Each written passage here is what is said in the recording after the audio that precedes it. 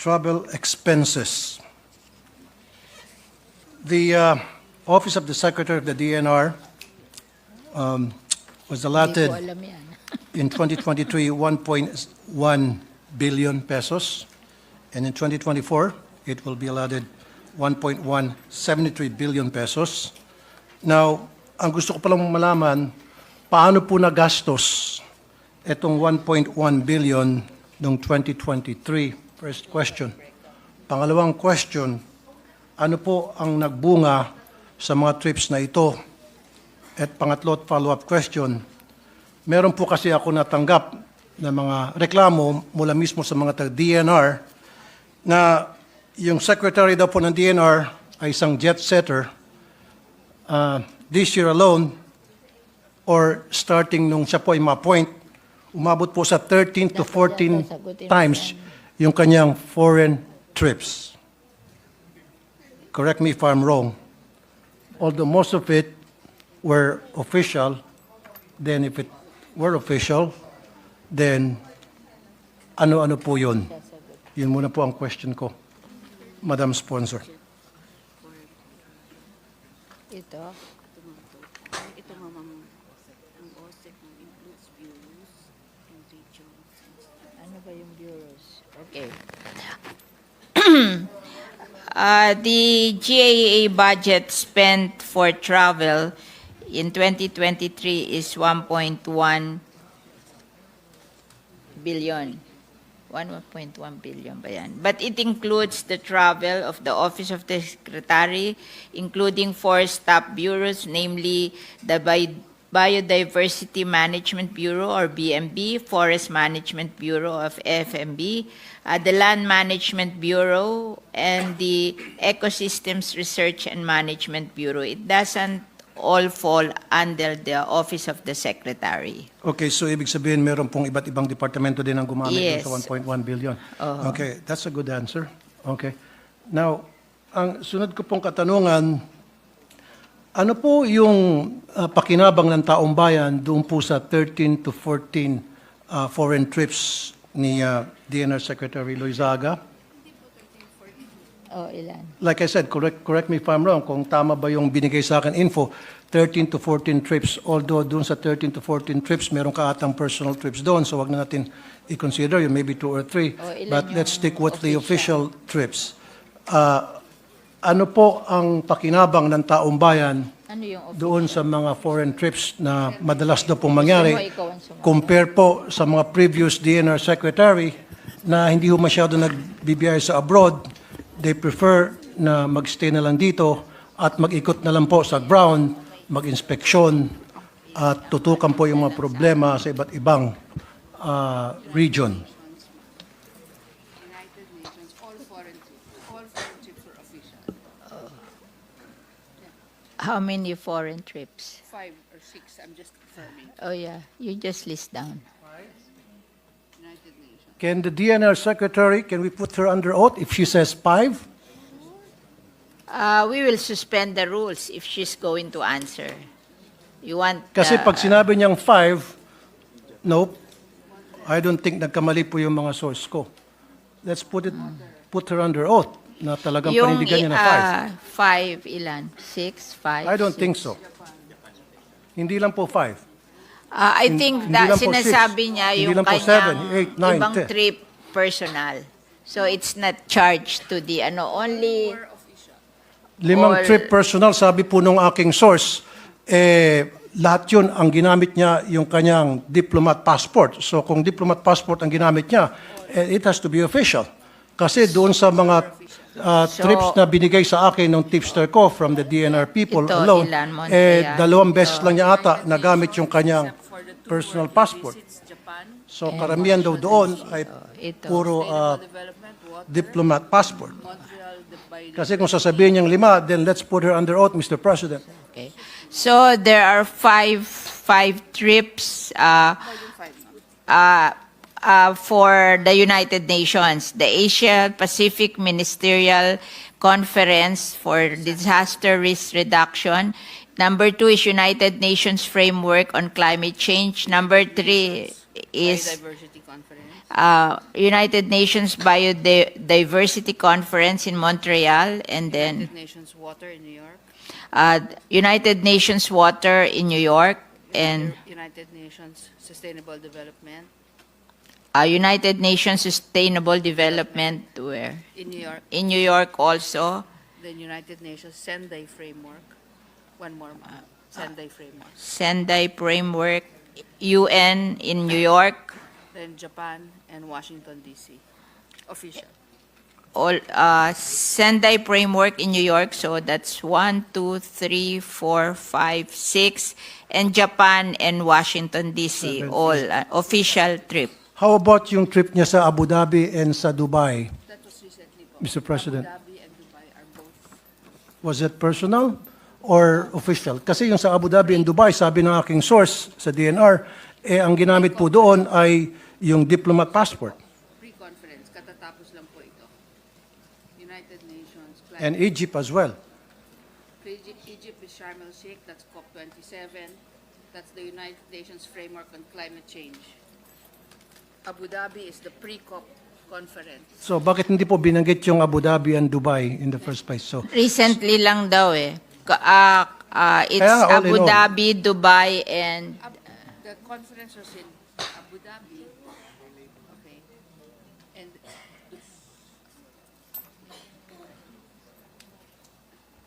Sharjah. so tama ba 13, 14 or less than 13, 14? Like I said, correct me if I'm wrong kasi yung information that was given to me yan po ay galing sa iba't ibang opisyal sa DNR. So meron sa kanila siguro medyo kumulang, meron sa kanila medyo sumobra. So tinitimbang ko ngayon kung ilan yung sasabihin nyo, papayag na ako. Basta't wag lang 6. Sharjah is Dubai. For the information of the good sponsor, first time in history na meron tayong DNR secretary na almost every other month bumibiyahe sa abroad. I would Yan like po to yung add, ma'am, let me add. Yan po yung reklamo ng ilang mga taga-DNR mismo sa iba't ibang region na yung kanilang DNR secretary hindi po nila nakikita or bihira nila makita in person para mag-inspeksyon, unlike the other DNR secretaries who goes to the ground para makausap sila at mag-inspeksyon. At yung DNR secretary daw nila ngayon, walang ginawa kundi puro forum lang daw sa mga hotels at mga video conference at wala na talaga pupunta sa ground. Yan po yung comment mismo sumbong na galing sa mga taga-DNR. alam ko po ano na magka-problema tayo sa Mindoro and dun sa spill. Alam ko palagi siya naandun sa Mindoro, di ba? To How about, settle yes. that. Okay. And sinasabi niya, ito daw Dubai, most recent to, kaya hindi niya agad na banggit at hindi pa tapos. Meron pa sa... Meron pa? Okay. Hindi, yung Abu Dhabi and parang November and December tong Abu Dhabi and Dubai. Hindi to before. No, the Abu Dhabi ay nabiyahe na. Just finish. Yes. And then Yung Dubai, ilang beses nabiyahe na. Ilang beses ba sa Abu Dhabi at ilang beses sa Dubai? Once lang daw. Yung Dubai is Sharjah for the coming pa, di ba? Yun Nope. Na-consume na po yun. Again, I'll put you under oath. Pag sinabi niyo po coming pa lamang, of the United Arab Emirates government. please don't lie. Anong month? Tapos na to.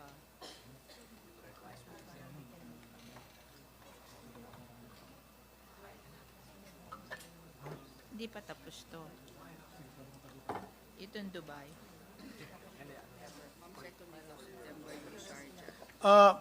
Okay, sirit na.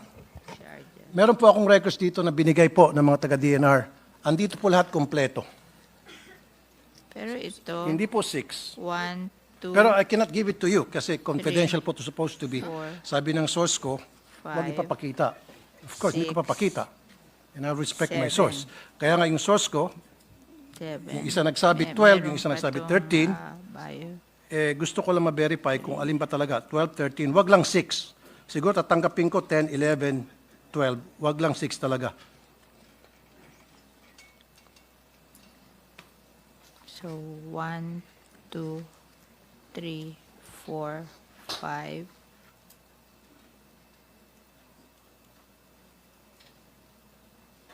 5, 6, 7. 8, 9, Ano 10. yung pang-8? Ma'am Alcantis, tapos pakisabi na lang po ito. All are official. Mr. President, the reason why I'm asking this, let me just continue, ma'am. We Sure. just want to Kasi say, we're talking about people's money here. Kaya nga- Session Yeah. suspended for a minute. President, we are just preparing the official list, so we will give it to Senator Tulfo to confirm with his list. Thank you, Mr. President. Thank you, Madam Sponsor. Now, my follow-up question then to that is, pwede ho bang magbanggit yung ating Secretary sa DNR, ano po yung naging pakinabang ng taong bayan doon po sa mga trip niya sa abroad, whether that's 6, 7, 8, 9, 10. Mr. President, Sinasabi po na lahat ng trip na yan is ministerial level. She has to go and she has the approval of the President. Kasi may mga conference na dapat yung Secretary of DNR should go. At meron namang conference na pwedeng mag-send lang siya ng representative. So itong sinasabi niyang trips ay talagang she has to go kasi ministerial, she has to represent the Philippines. okay. Thank you, Mr. President. Thank you, Madam Sponsor. But that didn't answer my question. My question is, again for the second time, ano po yung naging pakinabang ng taong bayan doon po sa mga foreign trips? So ito ni, ay disaster risk reduction. Another, United Nations is climate change conference, conference on biodiversity. Then another one, invitation of Abu Dhabi for the Sendai UAE, United Arab Emirates, for the disaster risk reduction, and then another climate change conference. The problem with the DNR and even the Climate Change Commission, their conferences are always abroad.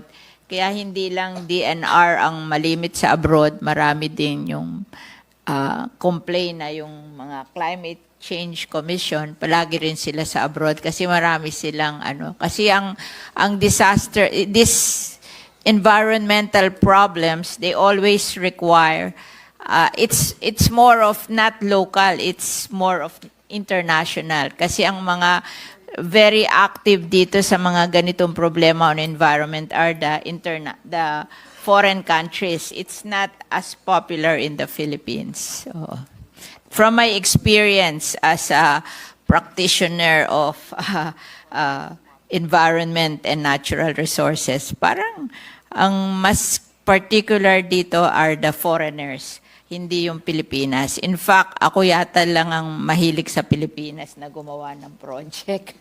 Pero marami talaga international. And our benefactors are all foreign countries. Nagbibigay sila sa atin ng fund, ng loans for this kind of projects. Parang very concerned sila about the environment. So, Mr. President, Kaya palaging foreign. In fact, if you will look at the funds being given to us to promote disaster resilience and this other environmental project, it's always foreign funded. Hindi malaki ang ibinibigay ng foreigners than what we include in our GAA. okay, Mr. President, Madam Sponsor, so may I get a list of those you did mention about funds that were given to us by foreign countries where our DNR Secretary visited?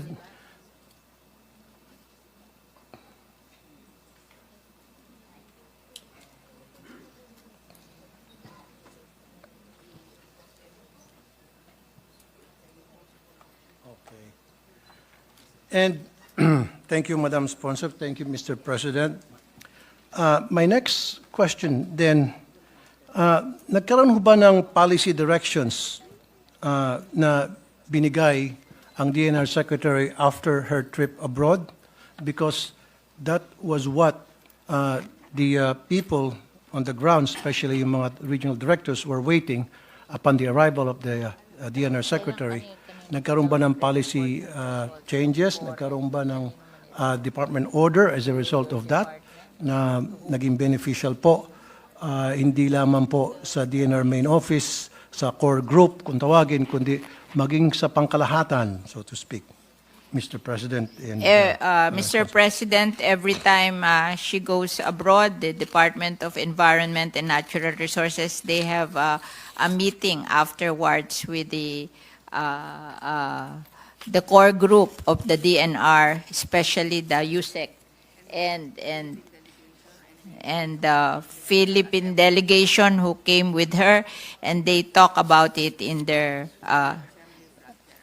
in the General Assembly and flag ceremony and in the meeting of the group, the managing group of the DNR. Flag ceremony, that's right. That's exactly what my sources did mention to me. Aside from the conference and the flag ceremony where the DNR Secretary did speak about her trip abroad, ang gusto ko lang po talaga malaman at gusto po malaman ng mga taga-DNR executives sa iba't ibang probinsya ay kung meron po ba yung concrete na policy directions that were given to them in black and white saying na we have to do this because of my foreign trips. Ito po yung nakita ko na pwede natin papakinabangan. Ito yung department order that I have to issue because I found out na we really need this and that, etc. So meron po bang ganon? Yung po kasing inire-request sa akin noong mga lumapit sa akin ng mga taga-DNR. And I'm just telling you what they were asking me. Mr. President, Madam Sponsor. Mr. President, they said, the department says that whatever orders, DNR orders and policies, yung mga nakuha nila sa kanilang foreign trips are incorporated. It's not, hindi na nila sinasabi definitely what foreign conference, but it is included in their formulation of policies and DNR orders to their management and the employees of DNR. Kaya nga, Mr. President, Madam Sponsor, ayoko na maging makulit. Ang kailangan po, concrete, something in black and white, na nagbunga po sa biyahe ni DNR Secretary Loizaga at siya po ay nakapag-issue ng mga memorandum order or department order or meron pong policy directions given to each and everyone sa iba't ibang region na may mga problema. Yun po yung gustong malaman nito mga regional director. Kasi so far, wala raw po talaga sila tatanggap. Although, tama po yung binanggit ninyo sa flag ceremony raw, doon binabanggit nga pag sa mga forum, sa core group, doon nababanggit yung foreign trips. Ang gusto kasi malaman ng mga taga-DNR mismo, saan na yung makikita namin na nagbunga yung kanyang foreign trips. Kasi po medyo nagtatampo po yung mga opisyal sa DNR na mga financial technical support. Wala silang napapala doon sa foreign trips na pwede naman i-delegate kung tutuusin. Siguro may advice to the DNR Secretary next time, paki-delegate na lang po siguro sa inyong mga matataas na opisyal dyan sa DNR, yung mga foreign trips mo. Baka pwede pagtuunan nyo na lang po yung mga problema sa DNR na mamaya babanggitin ko kung ano-ano itong mga seryosong problema na pwede nyo tututukan versus kayo po yung mag-abroad. Yan po ang aking humble, unsolicited advice. Base po yan sa request ng inyong mga kasamahan sa DNR. Mr. President, they have done policy reforms because of these conferences. With regards to water, they push for the creation of the Water Resources Management Office.